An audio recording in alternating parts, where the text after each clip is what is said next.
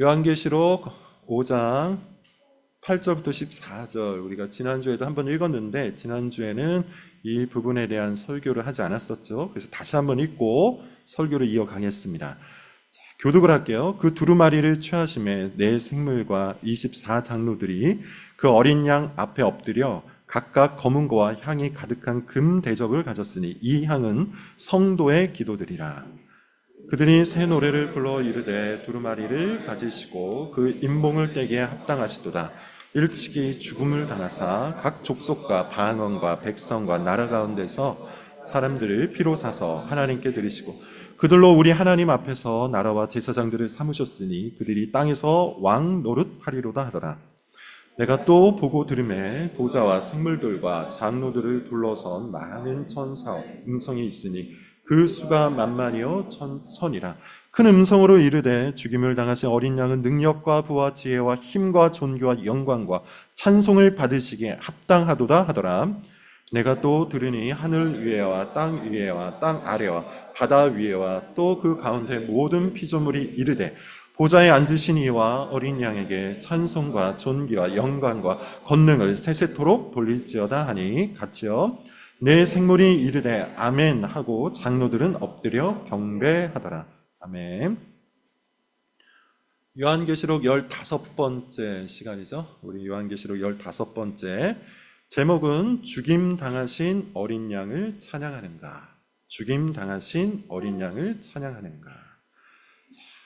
누군가가 이런 질문을 과거에 던졌던 기억이 있습니다. 천국에서는 무엇을 하는가? 우리가 천국에 가게 되면 무엇을 하게 되는가? 질문의 의도는 아마 이런 거였던 것 같아요. 천국이 지금 이 땅보다 과연 좋은가? 지금 이 땅에는 맛집이 가득하고 놀이가 가득하고 게임도 할 수 있고 유튜브를 볼 수도 있고 온갖 예능과 내가 원하는 모든 쾌락적인 요소들이 다 있는데 정말 천국이 하나님 나라가 지금 이 땅보다 더 좋은가? 아마 이런 의도를 갖춘 질문이었던 것 같습니다. 여러분 중에도 이런 질문이 마음속에 있는 사람들이 있을 거야. 내가 과연 천국을 소망해도 되는가?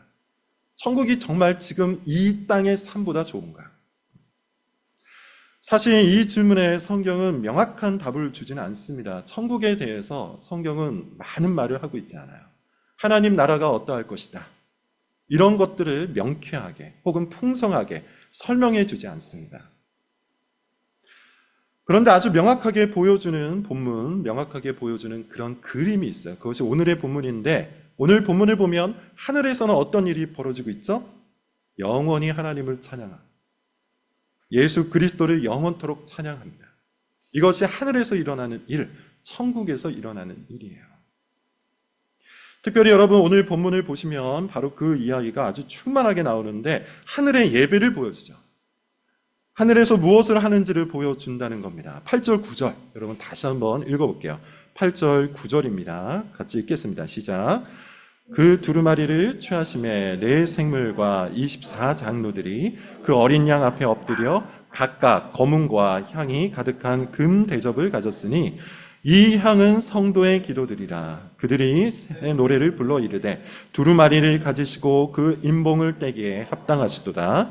일찍이 죽임을 당하사 각 족속과 방언과 백성과 나라 가운데에서 사람들을 피로 사서 하나님께 드리시고. 우리 지난주에 살펴봤던 몇 가지가 있으니까 그걸 다시 한번 복습하는 겸 해설을 좀 해보도록 하죠. 일단 그 두루마리를 취하신다라는 표현이 있는데 두루마리가 뭐라 그랬죠? 이 두루마리는 구원과 심판의 책이라고 그랬어요. 구원과 심판의 책. 다시 이야기하면 역사책입니다. 하나님께서 이 세상을 다스려 나가시는 그 신비의 이야기가 적혀있는 책이에요. 하나님께서는 이 세상을 구원하시고 심판하세요. 믿는 자는 구원하시고 믿지 않는 자는 심판하십니다.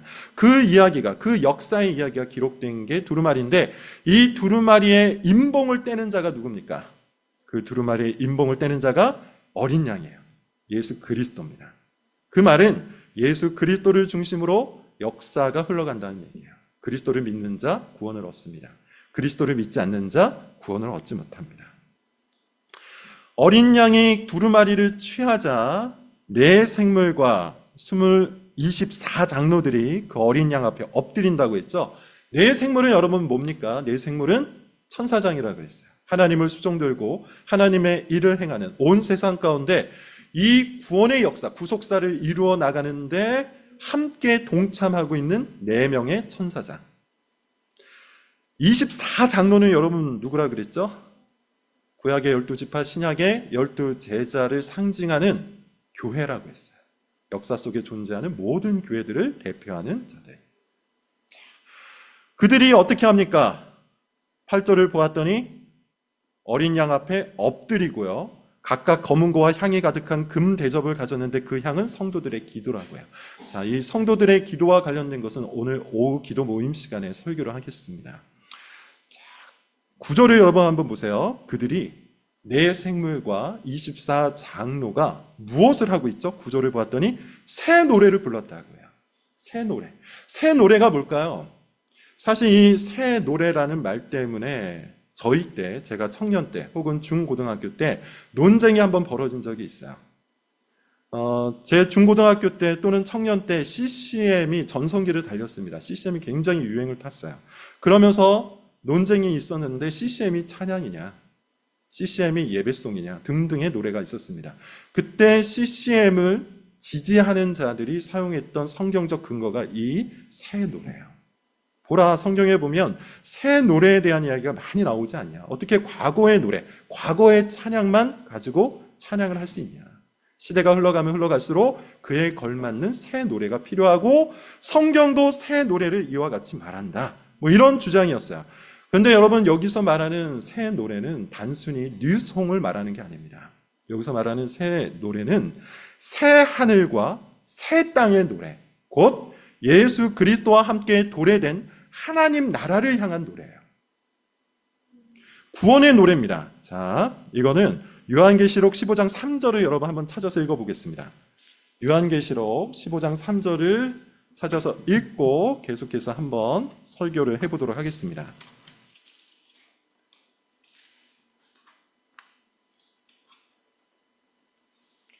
찾았으면 같이 한번 읽어보도록 하겠습니다. 시작. 하나님의 종 모세의 노래, 어린 양의 노래를 불러 이르되 주 하나님 곧 전능하신 이시여 하시는 일이 크고 놀라우시도다. 만국의 왕이시여 주의 길이 의롭고 참되시도다 등등입니다. 여기에 보면 두 사람의 노래가 나오는데 모세의 노래, 어린 양의 노래죠. 근데 이 모세의 노래와 어린 양의 노래를 같은 노래로 취급하고 있어요.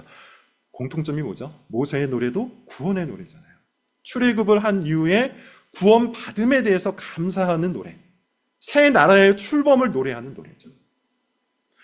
어린 양의 노래도 마찬가지입니다. 어린 양께서 십자가에서 죽으심으로 하나님 나라가 이 땅에 도래하였고 그것을 높이고 찬양하는 노래, 그게 바로 새 노래예요. 그런 의미에서 여러분, 여기서 말하는 새 노래는 단순히 CCM을 말하는 것이 아니라 구원의 노래, 우리를 구원해 주시는 어린 양을 높이고 찬양하는 노래를 말하는 겁니다. 9절, 10절 여러분 같이 한번 읽어볼게요. 그 노래의 구체적인 내용들을 한번 보겠습니다. 9절, 10절입니다. 시작. 그들이 새 노래를 불러 이르되 두루마리를 가지시고 그 인봉을 떼기에 합당하시도다.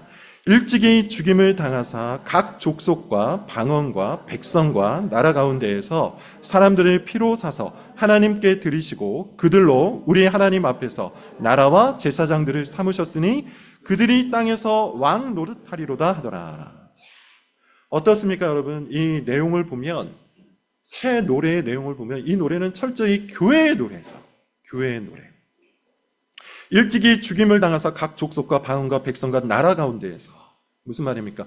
모든 민족, 모든 나라 가운데서 사람들을 어떻게 했어요? 사람들을 사셨다고요. 무엇을 통해? 자기 피를 통해 사셨다고요. 따라서 새 노래를 부르고 있는 자들, 새 노래를 부르고 있는 모든 나라와 백성과 방언, 그들은 누굽니까? 교회예요. 교회. 교회가 주 예수 그리스도를 높이며 부르는 노래, 그게 바로 새 노래입니다. 그분의 구속하심, 그분의 십자가 사랑, 그분의 속죄하심을 노래하는 것, 이게 새 노래의 구체적인 내용이에요. 그렇게 자기 피를 값으로 지불하고 우리를 죽음 가운데서 사셨죠. 그리고 하나님께 드렸다고 해요. 그래서 우리가 하나님 나라의 제사장이 되고 하나님 나라가 되고 하나님 나라의 왕이 되었다고 하죠. 이 새 노래에는 우리의 정체성이 아주 분명하게 드러납니다. 여러분, 교회는 누굽니까? 교회는 어떤 존재입니까? 교회는 예수 그리스도께서 자기 피로 값주고 사신 자들이에요. 자기 피로 값을 지불하고 사신 자. 무엇으로부터 사신 겁니까? 죄와 사망으로부터 사신 거죠. 다시 말해서 예수 그리스도께서 십자가에서 죽으시기 전까지 우리는 죄에 속한 자들이에요. 사망의 노예였어요. 죄가 우리를 주장하였다는 말이고 사망이 우리를 장악했다는 겁니다. 그렇게 우리는 죄와 사망의 노예로서 살아갔는데 예수 그리스도께서 십자가에서 죽으심으로 우리를 죄와 사망으로부터 사셨어요. 그래서 더 이상 죄가 우리를 주장할 수 없게 됩니다. 더 이상 사망이 우리를 소유할 수 없게 됩니다. 우리는 생명이신 예수님께 속한 자, 진리이신 그리스도에게 속한 자로 당당하게 하나님 앞에 나아갈 수 있게 된 거죠. 이게 교회의 정체성이에요. 그렇게 우리는 그리스도의 피로 말미암아 하나님 나라의 백성, 그 나라의 제사장, 그 나라의 왕이 됩니다. 그러므로 여러분, 우리는 하나님 앞에서 더 이상 두려울 것이 남아있는 존재가 아니죠. 하나님을 사랑할 수 있고 하나님과 교제할 수 있고 하나님께 영광을 돌릴 수 있는 하나님과 화목한 존재가 되었어요. 누구로? 예수 그리스도로. 예수 그리스도께서 자신의 피로 그렇게 우리의 인생을 바꾸어 주신 겁니다. 그렇게 우리의 인생을 역전시켜 주셨으니 우리는 그리스도를 찬양하는 것이죠. 그렇게 우리 인생을 최악에서 최고로 바꾸어 주셨으니 우리가 가지고 있는 모든 것으로 주님을 찬양하는 거죠. 2001년 일본 유학을 하던 이수현이라는 학생이 있었습니다. 아시는 분들도 있을 거예요. 일본 유학길에 아르바이트를 마치고 집에 가던 중 지하철에서 한 취객이 철로로 떨어집니다. 이수연이라는 이 청년은 한 채의 망설임도 없이 철로에 뛰어들었어요. 그리고 그 취객을 구해내고 자신은 지하철에 치여서 사망을 합니다. 당시 이 사건이 일본 사회에 굉장히 큰 충격을 주었다고 해요. 일본은 이웃에게 커다란 관심을 두지 않는 나름대로 굉장히 무관심한 그런 사회였는데 놀랍게도 일본 사람도 아닌 한국 사람이, 한국 청년이 취객을 구했다는 소식을 듣고 많은 사람들이 충격을 받았다고 합니다. 그래서 유력 정치인들이 모두 장례식에 참여를 해서 이 이수영 군을 추모를 했다고 하고 지금도 매년 1월 26일이 되면 그 지하철역에 사람들이 모여서 추모식을 갖는다고 해요. 죽을 수밖에 없는 누군가를 자기의 죽음으로 생명으로 이끌었기 때문에 이 청년을 추모하는 거예요. 이 청년에게 찬사를 보내는 겁니다. 한 사람을 위한 이 행동도 이렇게 찬사를 받는데 온 세상을 위해, 온 인류를 위해 하나님의 아들이신 예수님께서 자기 생명을 기꺼이 희생하셨는데 그 그리스도의 행위는 당연히 더 높임을 받아야 되지 않겠습니까? 그 행위로 구원을 얻고 그 행위로 생명을 얻은 교회가 예수님을 찬양하지 않고 무엇을 할 수 있겠습니까? 그리고 이 찬양은 본문에 의하면 교회만 하는 게 아니에요. 24장로들만 한 게 아니에요. 이 찬양은 천사들도 합니다. 자, 11절, 12절을 보세요. 11절과 12절을 보면 천사들도 죽임당하신 어린 양을 찬양하는데 우리 같이 한번 읽어보겠습니다. 시작. 내가 또 보고 들음에 보좌와 생물들과 장로들을 둘러선 많은 천사의 음성이 있으니 그 수가 만만이요 천천이라. 큰 음성으로 이르되 죽임을 당하신 어린 양은 능력과 부와 지혜와 힘과 존귀와 영광과 찬송을 받으시기에 합당하도다 하더라. 누가 찬양을 합니까? 누가 죽임당하신 어린 양 예수 그리스도께 찬양을 보내고 있습니까? 만만의 천사, 천천의 천사라 그래요.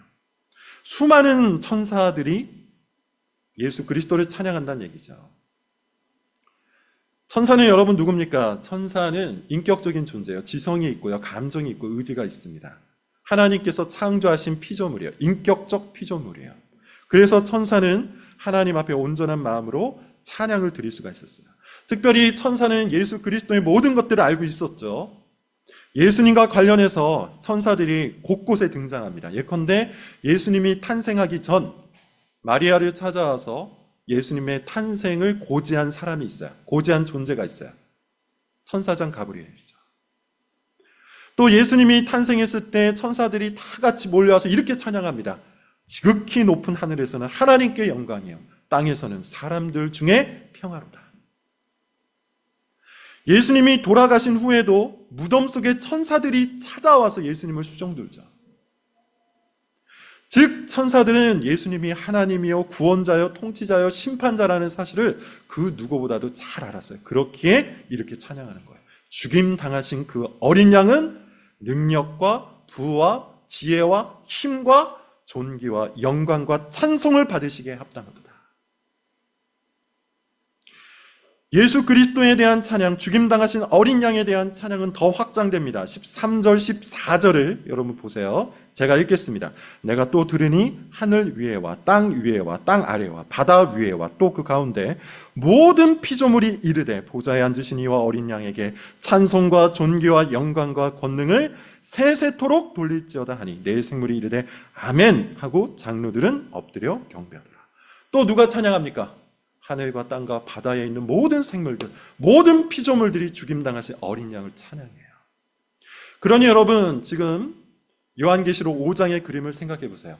보좌가 있습니다. 보좌에 누가 앉아 계시죠? 하나님 아버지께서 앉아 계세요. 그리고 그 보좌로부터 두루마리를 받은 존재가 있어요. 죽임당하신 어린 양. 예수 그리스도께서 보좌로부터 두루마리를 받아요. 그리고 그 바깥에 누가 있습니까? 네 천사가 보좌를 보고 있어요. 보좌에 앉으신 이와 죽임당하신 어린 양을 봅니다. 그리고 그 바깥 원에는 누가 있죠? 24장로 교회가 있어요. 그리고 그 바깥 원에는 만만의 천사, 천천의 천사가 있고 그 바깥 원에는 모든 피조물, 모든 생물들이 보좌를 바라보고 있어요. 이것이 우주의 질서죠. 보좌를 중심으로 모든 피조물들이 그를 찬양하고 그를 노래하는 것. 이것이 우주의 질서요. 이것이 하나님 나라요. 이것이 천국이에요. 그러니 여러분 천국에서 무엇을 하는 겁니까? 하늘에서 어떤 일이 벌어집니까? 우리가 영원토록 거할 그 하나님 나라에서는 주로 무엇을 합니까? 하나님을 찬양하는 것. 주님을 죽임당하신 어린 양을 찬양하는 거예요. 본문이 하늘의 광경을 지금 여기에서 살아가고 있는 교회에게, 우리에게 보여주는 이유가 있습니다. 두 가지 정도로 정리를 해보자면, 첫째, 예수님은 찬양받기에 합당하다는 것을 우리에게 가르치고 있는 거죠. 왜 예수님은 찬양받기에 합당하십니까? 그가 하나님이시기 때문이에요. 그가 하나님이시고, 그가 주권자고, 그가 통치자고, 그가 심판자이시기 때문이에요. 그에게는 모든 능력이 있고, 부가 있고 지혜가 있고 힘과 존귀와 영광과 찬송이 있다고요. 여러분 오늘날 사람들은 부자들을 존경하죠. 특히나 자수성가한 사람이 있다면 사람들은 그에게 찬사를 보냅니다. 그가 얻은 부, 그 부를 얻기 위해서 그가 행한 모든 재능들, 모든 능력들의 찬사를 보내요. 또 오늘날 사람들은 재능이 넘치는 사람들을 존경합니다. 대중가수를 좋아해요. 스포츠 선수를 높여요. 영화 배우나 찬란한 재능을 보여주는 사람들에게 박수갈채를 보냅니다. 찬양을 하는 거죠. 또한 소위 말하는 위인들을 우리가 존경하고 찬양하죠. 이순신 장군이나 세종대왕 같이 큰 업적을 남긴 사람에게 우리는 존경을 보내잖아요. 그런데 우리 예수님은 이 모든 것들의 주인입니다. 모든 재능과 모든 능력이 그분에게 있어요. 모든 부와 모든 지혜가 그분에게 있다고 해요. 예수 그리스도는 창조주, 주권자요, 통치자요, 심판자이시기 때문이에요. 그러므로 여러분 우리가 그 모든 것들을 풍성하게 갖고 계신 그분을 찬양하지 않을 수 있겠습니까? 그분은 찬양받기에 합당하신 하나님이십니다. 무엇보다 그분은 나의 구원자가 되시죠. 하나님이신 그가 사람인 것처럼 이 땅에 내려오신 이유, 그게 뭡니까? 나를 구원하시기 위해서예요. 완전한 의이신 그가 죄인처럼 십자가에 달리신 이유, 그게 뭡니까? 나를 죄와 사망으로부터 건져내시기 위해서예요. 생명을 창조하신 그분이 죽음에 자기를 내어주신 그 이유가 뭡니까? 나를 사망에서부터, 나를 영원한 죽음으로부터 건져내시기 위해서잖아요. 그가 죽임당함으로 내가 살았습니다. 그가 사망에 속함으로 내가 생명으로 옮겨졌습니다. 예수님은 자기 생명을 던져서 나를 죽음에서 구해냈어요. 그러니 우리가 그를 찬양하는 것은 당연하지 않겠습니까? 일본의 취객을 구하기 위해 생명을 던진 이수연 학생도 지금까지 계속해서 찬양을 받는데, 온 인류를 위해, 온 세상을 구원하기 위해 죄를 짊어지고 십자가에서 죽으신 예수님은 당연히 우리의 모든 존귀와 찬양을 받으셔야 되지 않겠습니까? 두 번째, 오늘 본문이 하늘의 광경을 우리에게 보여주는 이유, 두 번째 이유는 이겁니다. 예수님이 진정한 왕이심을, 그에게만 찬양과 존귀를 바쳐야 함을 우리에게 가르치기 위해서죠. 이 편지를 받은 당대의 교회는 지금 어떤 상황입니까? 계속 말씀을 드린 것처럼 정치적으로는 로마 황제 숭배 사상으로 압박을 받고 있고요. 경제적으로는 이방 종교 문화의 유혹을 받고 있는 상황이에요. 이것들을 거부하면 사회적인 왕따가 됩니다. 사회적인 왕따 정도가 아니죠. 물리적으로, 경제적으로 사망 선고를 받을 수밖에 없는 아주 위태로운 상황이에요. 얼마나 두렵겠습니까? 얼마나 불안하겠어요. 먹고 살기 위해서라면 로마 황제를 주인으로 고백을 해야 되는 상황이고, 먹고 살기 위해서라면 이방 종교의 삶을 문화로 채택해야 되는 그런 삶이에요.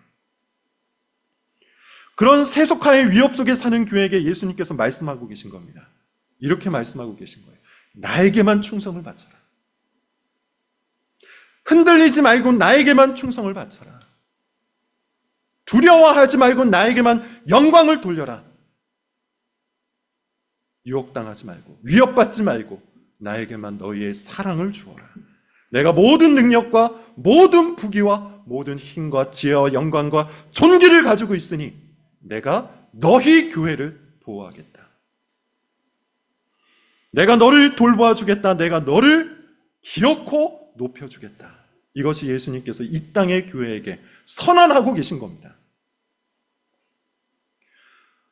그렇게 예수님께서는 고통받고 핍박받고 모욕받고 조롱을 받고 있는 교회에게 위로를 건네고 계신 거예요. 어떠한 위로입니까? 순결한 믿음을 위한 위로예요. 성경이 말하는 위로는 한결같습니다. 세상이 말하는 위로와 같지 않죠. 세상이 말하는 위로는 그저 감정적 차원이에요.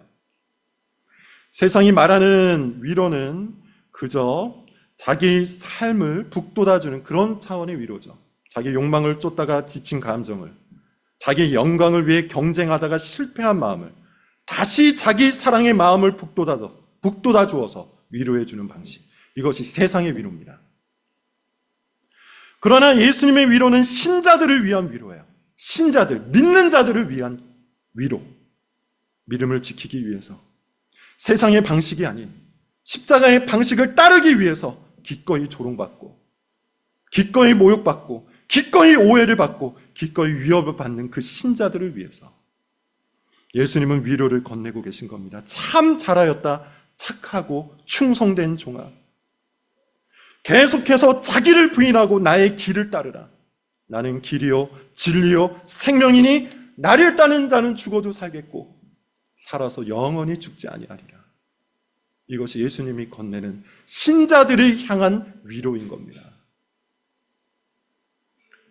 저는 이것이 기독교 신앙이라고 생각해요. 앞서 누군가가 이렇게 물었다고 했죠. 천국에서는 무엇을 하는가? 그에게 제가 이렇게 답변했습니다. 주로 찬양을 한다. 그가 이렇게 답변했어요. 너무 지루하겠는데요.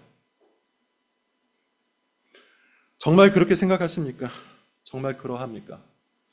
만약 그러하다면 그는 천국에 합당하지 않은 사람입니다. 기독교 신앙의 정수는 예수님을 사랑하는 것이죠.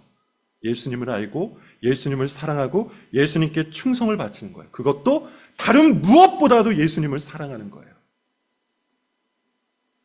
우리는 이미 이것을 일곱 교회를 향한 예수님의 말씀을 통해서 살펴봤어요. 그래서 우리는 그분에게 찬사를 보내고, 그래서 우리는 그가 행하신 일을 높이고, 그래서 우리는 그분께 찬양과 예배를 드리는 겁니다. 사랑을 해본 사람은 알 거예요. 사랑하는 사람과 함께 있는 곳이 천국이죠. 아무것도 없어도. 세상 사람들이 말하는 것을 내가 갖추고 있지 못해도 나를 사랑하고 내가 사랑하는 그 사람과 함께 있는 곳, 그곳이 천국이에요. 그 사람과 함께 있을 때 가장 샬롬, 가장 평안합니다. 그 사람과 함께 있을 때 가장 마음이 놓이고 가장 즐겁습니다. 그래서 사랑하는 사람과 대화를 하고 그 사랑의 말을 속삭이고 그가 하는 일들의 찬사를 보내죠. 사랑을 해본 사람은 알 거예요. 예수님을 정말로 사랑한다면 똑같아요. 그와 함께하는 것을 좋아해요. 그를 찬양하는 것이 즐거워요. 그를 높이고 그와 대화를 나누고 그가 행하신 일을 고백하는 일이 즐거워요. 그리고 바로 그 일을 하는 곳이 천국입니다. 그리고 이것이 기독교 신앙이에요. 여러분의 신앙이 참된지 아닌지 가늠할 수 있는 아주 중요한 질문이 바로 오늘 설교 제목입니다. 죽임당하신 어린 양을 찬양하는가? 이 질문은 우리의 위로가 될 수도 있어요. 신자들의 위로가 될 수가 있어요. 반면에 이 질문은 우리의 좌절이 될 수도 있습니다. 부디 죽임당하신 어린 양이 우리 모두의 위로가 되고 우리 모두의 찬양이 될 수 있기를 바랍니다. 기도하겠습니다.